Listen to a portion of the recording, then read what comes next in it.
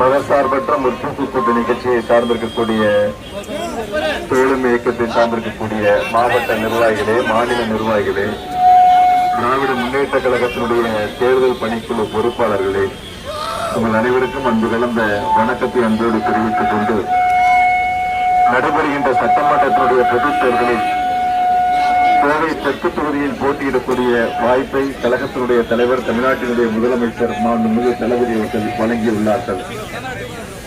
கோவை தெற்கு தொகுதியினுடைய அடிப்படை வசதிகளை மேம்படுத்துவதற்கும் கோவை மாவட்டத்தினுடைய தொழில் வளர்ச்சியிலும் கோவை மாவட்ட மக்களுடைய வளர்ச்சியிலும் தனி கவனம் செலுத்தி முதலமைச்சரிடத்திலே தேவையான திட்டங்களை எடுத்து சென்று சொல்லி அத்தனை திட்டங்களையும் நிறைவேற்றி வளர்ச்சி பெற்ற மாவட்டமாக கோவை மாவட்டத்தை மாற்றிட உங்களோடு இருந்து இணைந்து சிறப்பாக பணியாற்றுவேன் என்ற உறுதியை உங்களுக்கு அன்போடு தெரிவித்துக் கொண்டு நம்முடைய இந்த வட்டக்கழகத்தினுடைய பகுதிகளில் மேம்பாலம் உட்பட மேம்பாலம் கட்டுவதற்கான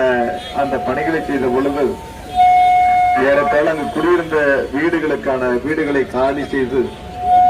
புல்லுக்காடு பகுதிகளுக்கு மாற்றம் செய்தவர்களில் பல பேர்களுக்கு இன்னும் வீடுகள் கிடைக்காமல் இருக்கின்றன. அதற்கு உரிய காலத்தில் உரிய வீடுகளை பெற்றுத்தர நடவடிக்கை எடுக்கப்படும் என்ற உறுதியை உங்களுக்கு அன்போடு தெரிவித்துக் கொள்கின்றேன். வணிக நிறுவனங்கள் நிறைந்த பகுதியாக கோவை தெற்கு தொகுதியினுடைய மைய பகுதியாக இருக்கக்கூடிய இந்த பகுதியில் குறிப்பாக ஒரு சர்வதேச தரத்திலான உயர்தரம் வாய்ந்த மல்டி லெவல் கார் பார்க்கிங் அமைப்பதற்கான நடவடிக்கை நிச்சயம் எடுக்கப்படும் என்ற உறுதியை இந்த நேரத்தில் அன்போடு தெரிவித்துக் கொள்கின்றேன். இந்த வார்டுக்குட்பட்ட அனைத்து பகுதிகளிலும் தரமான குடிநீர் வசதி உள்ளிட்ட அடிப்படை வசதிகளை முழுமையாக நிறைவேற்றி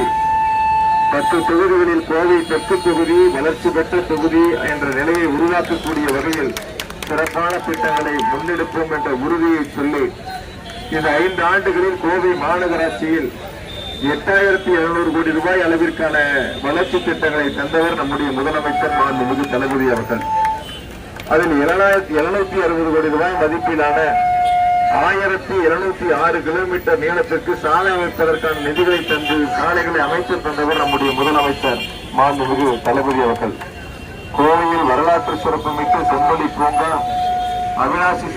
சாலையில் ஜிடி நாயுடு பெயரில் உயர்மட்ட மேம்பாலம், பெரியார் நூலகம், மேற்கு புறவழிச்சாலை, ஹாக்கி மைதானம் என